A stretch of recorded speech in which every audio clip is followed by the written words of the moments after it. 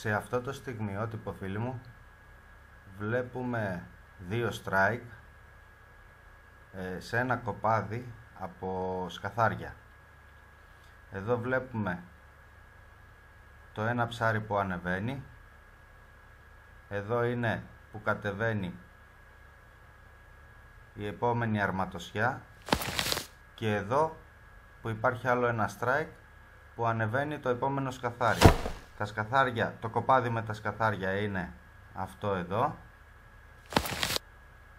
το οποίο βλέπετε πως οι αψίδες τι σχήμα, τι σχέδιο έχουν, και το οποίο και εδώ στο δεύτερο strike βλέπετε πεντακάθαρα πως είναι τα ψάρια, πως φαίνονται οι αψίδες όταν συναντάμε σκαθάρια, τα οποία εκείνη τη στιγμή ήταν σε στιγμή φαγητού. Έχει εδώ πάνω κοπάδια σαφριδάκια, γόπες που τρέφονται και εδώ κάτω ψηλόψαρα. Έτυχε και ήμουνα στη στιγμή του φαγητού από αυτό το κοπάδι. Ακόμα καλύτερα φαίνεται εδώ, σε μια άλλη εικόνα, σε κάποιο άλλο strike που είχα. Πιστεύω το strike είναι ο μοναδικός τρόπος, το κάθετο, το vertical, να φαίνεται δηλαδή μέσα στο στιγμιότυπο το ψάρι που ανεβαίνει. Είναι ο μοναδικός τρόπος να αποδείξουμε πώς φαίνονται τα ψάρια. Βλέπουμε πώς φαίνονται τα σκαθάρια ακόμα καλύτερα. Πώς φαίνονται οι αψίδες τους. Βλέπετε άλλο ένα κοπάδι με σκαθάρια. Βλέπετε τις γραμμούλες, φαίνεται πεντακάθαρα.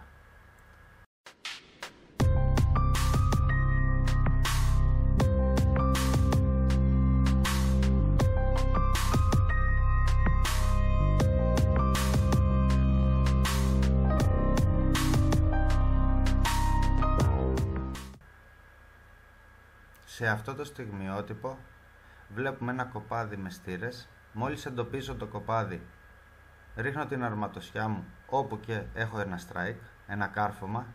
Καθώς ανεβάζω το ψάρι προς το σκάφος, ακολουθεί και το υπόλοιπο κοπάδι, που στη συνέχεια κατεβαίνει πάλι κάτω. Και εφόσον έφερα το ψάρι στο σκάφος, βεβαιώθηκα ότι έτσι απεικονίζονται οι στήρες στο βυθόμετρό μας. Εδώ βλέπουμε και σε μεγένθηση την ίδια εικόνα, οι στήρες, το κάρφωμα, το ανέβασμα του ψαριού και το υπόλοιπο κοπάδι που κατεβαίνει στο βυθό.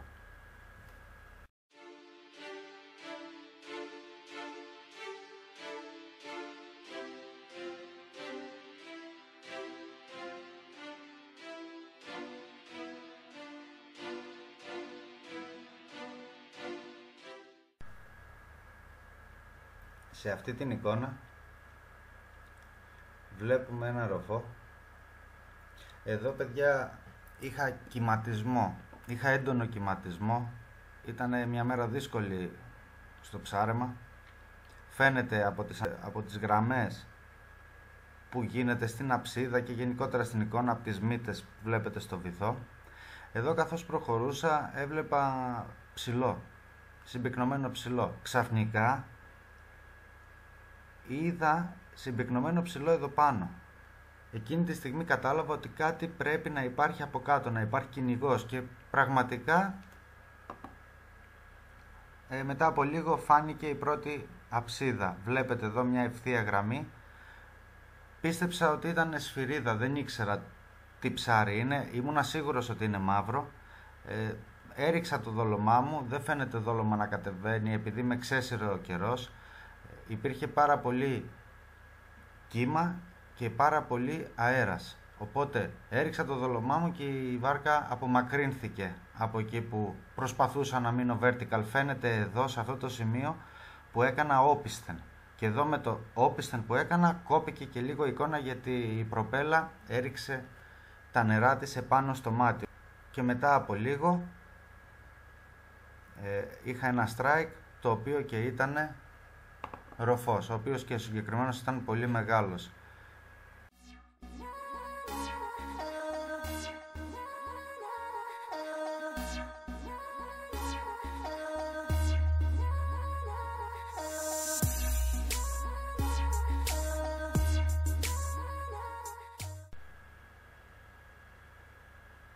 Σε αυτό το στιγμιότυπο βλέπουμε ένα κοπάδι, φίλοι μου, από μαγιάτικα. Βλέπετε πως είναι τα μαγιάτικα.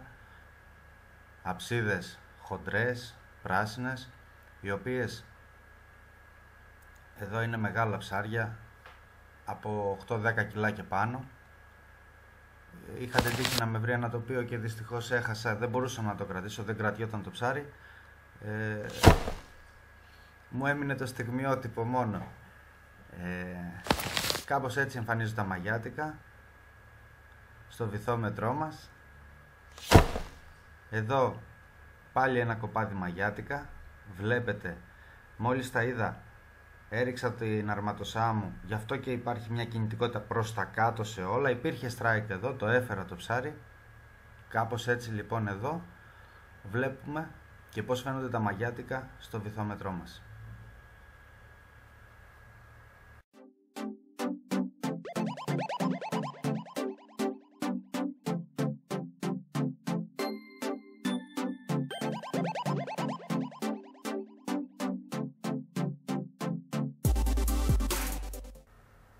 Εδώ, φίλοι μου, σε αυτό το στιγμιότυπο βλέπουμε ένα κοπάδι τσαούσια που τα πέτυχα την ώρα του κυνηγιού. Γι' αυτό και τα ψηλόψαρα είναι πατωμένα, υπάρχει έντονο κυνήγι, ήμουνα τυχερός, έριξα την αρματοσιά μου και κατάφερα και χτύπησε ένα ψάρι. Σε τέτοιες καταστάσεις δεν είναι και πολύ δύσκολο να πάρει κάποιος ένα strike, ένα κάρφωμα.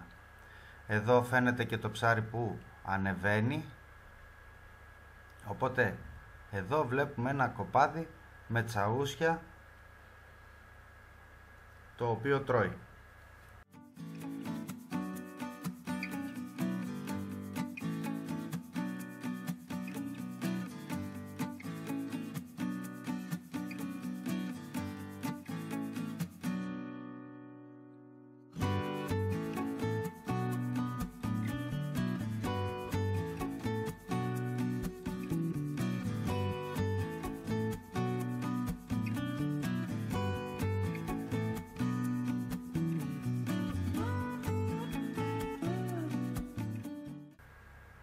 Σε αυτό το στιγμιότυπο βλέπουμε ένα κοπάδι κολλιούς. Εδώ είναι η αρματοσιά μου που καθώς κατεβαίνει τη βρίσκει κάποιο ψάρι και στο ανέβασμα παίρνω ένα ψάρι. Αυτό το ψάρι το βλέπετε εδώ πέρα που ανεβαίνει και έφερα στη βάρκα ένα κολλιό.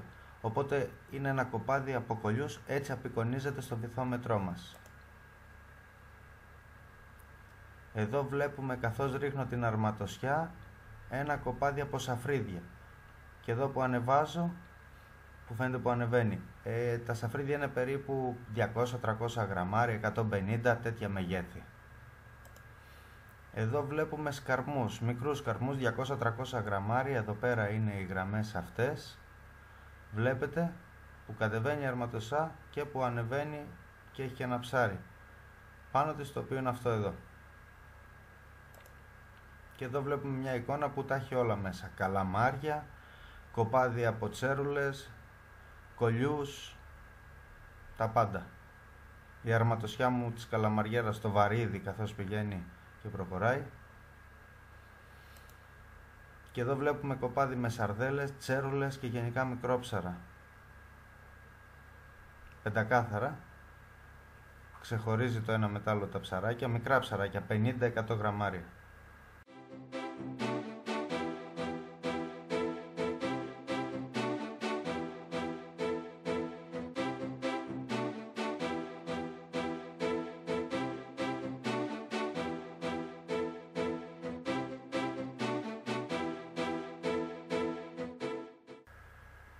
Σε αυτή την εικόνα βλέπουμε τρεις αψίδες οι οποίες έχουν φορά προς τα επάνω.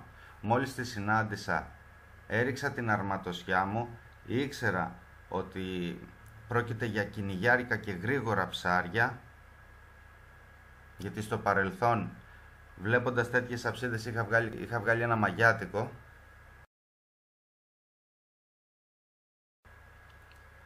Έριξα την αρματοσιά μου και εδώ πέρα είχα ένα strike, το οποίο και ανέβασα και ήταν ένα καρβούνι. Εδώ πέρα βλέπουμε και τα υπόλοιπα από το κοπάδι καθώς φεύγουν.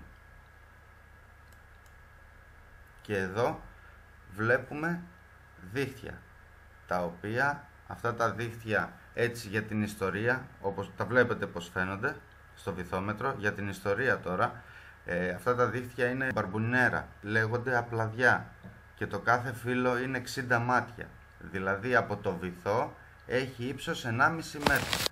Αυτά τα δίχτυα τα συνάντησα την ώρα που ψάρευα, καθώς ένας επαγγελματίας έριξε εκείνη την ώρα τα δίχτυα του και πέρασα από πάνω για να δω πως φαίνονται στο βυθόμετρο. Ελπίζω να σας άρεσε το βιντεάκι και η προσπάθειά μου. Αν σας άρεσε, πατήστε like και κάντε share, γιατί με βοηθάει. Αν δεν είστε συνδρομητής, κάντε συνδρομή, περιμένω τα σχόλιά σας και τις ερωτήσεις σας. Στο επόμενο βιντεάκι θα δούμε τον διαχωρισμό βυθού σε πέτρα, άμμο, λάσπη κτλ, διάβασμα βυθού με ταχύτητα και κύληση οθόνης, γραμμή βυθού και το εκτόπισμα νερού που κάνουν τα ψάρια όταν πιάνονται ή όταν είναι σε κυνήγι γενικότερα. Να είστε όλοι καλά και σας ευχαριστώ πάρα πολύ για το χρόνο σας.